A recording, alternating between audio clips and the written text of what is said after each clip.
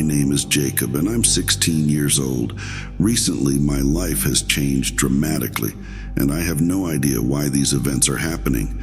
But what's going on is downright insane. My parents are not my real parents. To be more precise, they're not who they pretend to be. They're just impersonating them. This started a couple of weeks ago. One weekend, my real parents went to our lake house. I didn't want to go with them because my friend Liam and I had plans to hang out. It was shaping up to be a great weekend, but Liam got sick with food poisoning or something like that. To top it off, it rained. I ended up spending the whole time at home, zoning out in front of the TV. When my parents came back, I was actually kind of glad. That evening, I noticed the first odd thing. We were having dinner in the living room. They were silent. My mom usually talks nonstop, but today she was quiet. My dad asked me a couple of weird, inappropriate questions. Something about my weight and how often I take a bath. I smirked and looked at my mom. And then I saw it. Her eyes. She shifted her gaze from my dad to me, but only one eye moved at first. The other eye caught up a couple of seconds later. It was as if it was lagging. I flinched and asked if everything was okay and what was up with her eye. She brushed it off with a silly excuse. My dad told me to stop talking nonsense. I was confused, but eventually thought I was just seeing things. One night I got thirsty. Standing in the kitchen with a glass of water, I saw through the window that my dad was standing on the lawn looking up at the sky. To say I was scared would be an understatement. I wanted to go out and ask what was up, but then I heard my mom's voice from the hallway. "Jacob, why aren't you asleep?" I turned around. My mom was standing in the hallway. Her silhouette in the darkness looked pretty creepy. I told her Dad was doing something weird outside. When I turned back, the lawn was empty. "Dear, you must have been half asleep. There's no one there." I tried to argue, but I had no evidence. I stormed into my parents' bedroom, my mom following me. My dad was loudly snoring in bed. I was utterly baffled, like living in a surreal dream. Confused, I went back to my room and lay in bed, wide awake until morning. With each day, my parents' behavior became weirder. Photos of our family with some 5-year-old girl started appearing in our house. When I asked, "Who is this?" my dad awkwardly avoided my gaze and said she was my sister. I was shocked. I never had a sister. They dodged all my questions about her, but the photos remained. One morning, as I was getting ready for school, my mom called me to breakfast. I came down to the kitchen and saw bird heads on my plate. Actual bird heads. I backed away and screamed. My mom's face started to slide off, literally slide off. She grabbed her face with her hands, trying to put it back in place. I screamed like a wounded animal and ran out of the house. I skipped school that day. I called Liam and told him we needed to talk. I waited for Liam in the park near our school. After his classes, he came. I burst into tears the moment I saw him. He silently hugged me. "Thank you, buddy." He seemed to understand everything without words. Once I calmed down, I told him what was happening. Liam listened silently, and as I expected, he said it was all nonsense, and that I needed to rest and get some sleep. I was a bit angry at him and agreed with him just to change the subject. We said goodbye at his house. I spent about an hour watching my house from across the street. Noticing nothing unusual, I decided to go back home anyway. My parents greeted me anxiously. It all seemed very staged. They tried to act normal, but I felt it was just to confuse me. I made myself a sandwich and went to my room. The sleepless night took its toll. As soon as I hit the bed, I fell asleep instantly. I slept through the night. In the morning, I felt better. The rest had done its job. I took a shower, got dressed, and quickly left the house. My mom yelled something after me, but I didn't stop. I was too afraid the weirdness would start again. I decided to give it some time. Maybe it was all just in my head. The day at school went well. Distracted from my terrifying thoughts, I even managed to tentatively make plans. Liam and I agreed to play video games at his place over the weekend. Liam didn't bring up my tears or moments of weakness, which I appreciated, but I wished he had believed me. That night, I woke up to strange sounds. It took me a moment to realize what had woken me, but a sense of alarm was already clawing at my chest. Lying in the darkness, I tried to listen to the silence that now seemed to hum. Suddenly, there was a scratching sound. It was definitely coming from the door. I turned my head as quietly as I could. The scratching noise happened again. Goosebumps covered my body. The doorknob started to turn. My body froze in fear. It felt like my heart was about to burst out of my chest. The lock clicked quietly and the door began to slowly open. I pretended to be asleep, closing my eyes almost all the way, but I could still see everything. In the doorway stood two figures. Those pretending to be my parents. My mom contorted and dropped to all fours, her body twisting unnaturally as her joints and arms inverted. Crawling towards my bed, her movements were grotesque.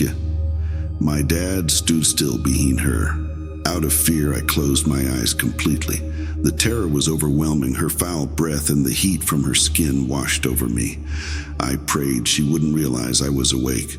Her heavy breathing covered me in waves of a deathly stench. Overwhelmed by fear, I passed out. When I woke up and jumped out of bed, it was already light. My heart was racing, thoughts swirling chaotically in my head.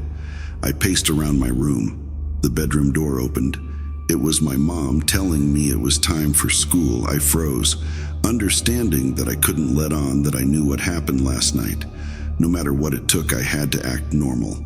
She asked if everything was all right. I nodded silently and forced a nervous smile. She glanced at my bed and her damn left eye lagged behind the right again, looking in different directions for a few seconds. Oh God, I thought I couldn't take it, but I managed to keep my composure. At school, I tried to talk to Liam again, but Mrs. Evans, the chemistry teacher, interrupted us with stupid questions about the previous lab. After talking to Mrs. Evans, Liam quickly left. It started to feel like he was avoiding me. I didn't want to go home, but I had nowhere else to go. After walking around the park a few times, I went back home.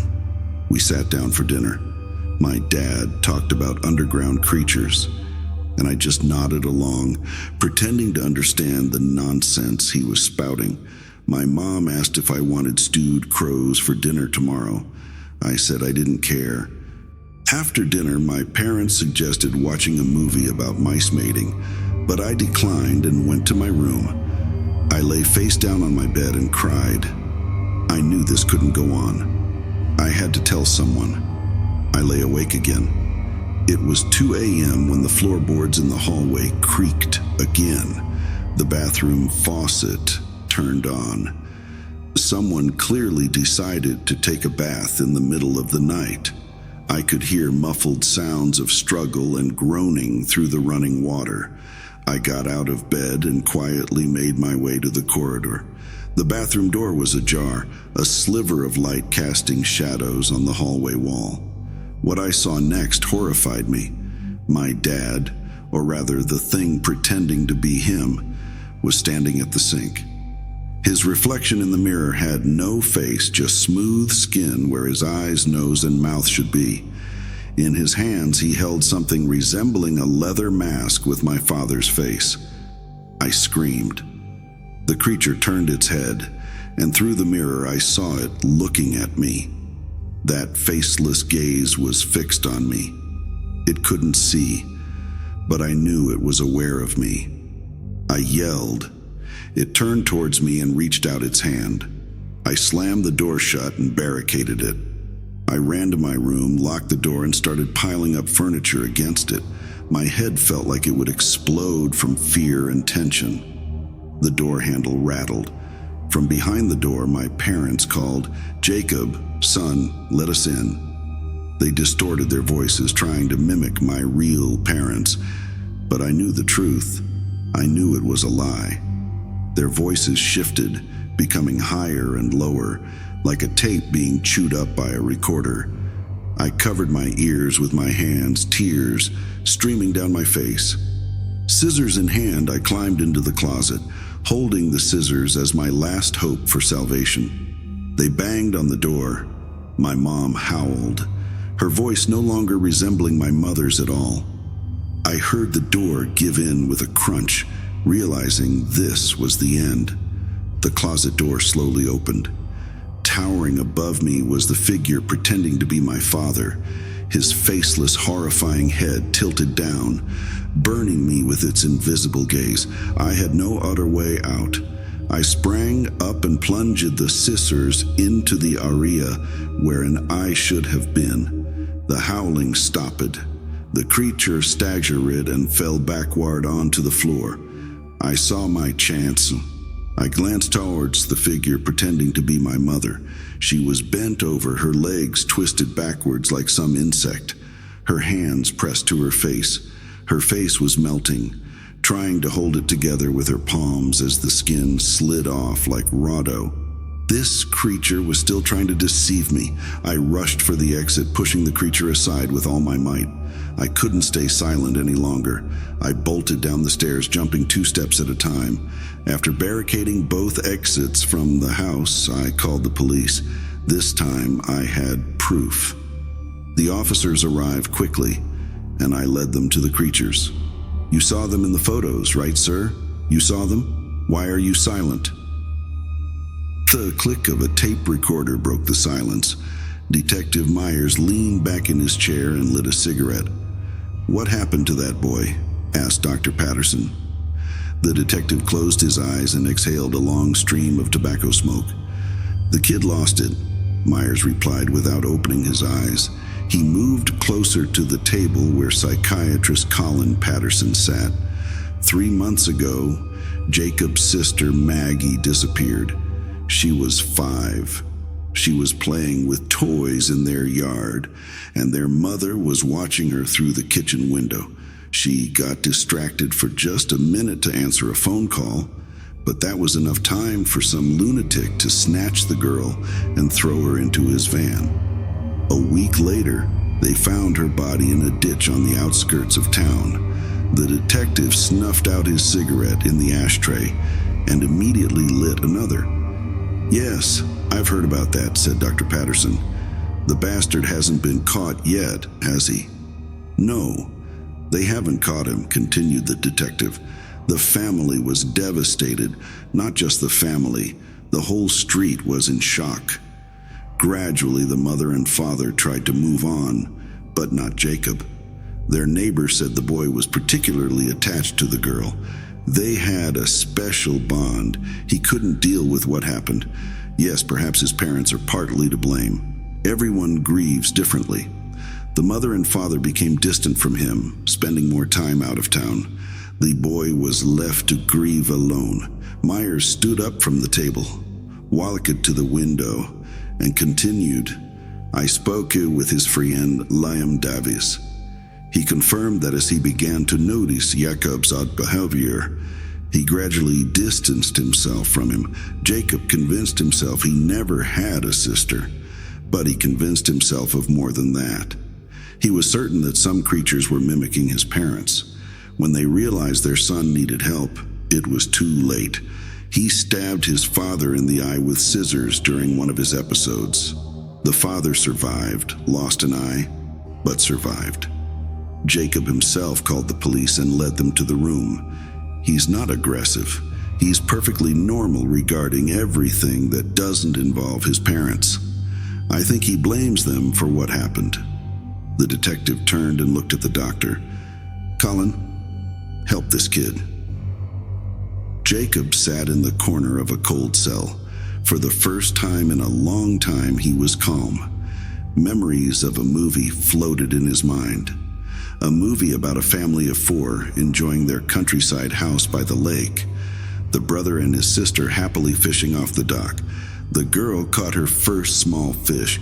How beautifully and joyously she laughed. It seems her name was Maggie.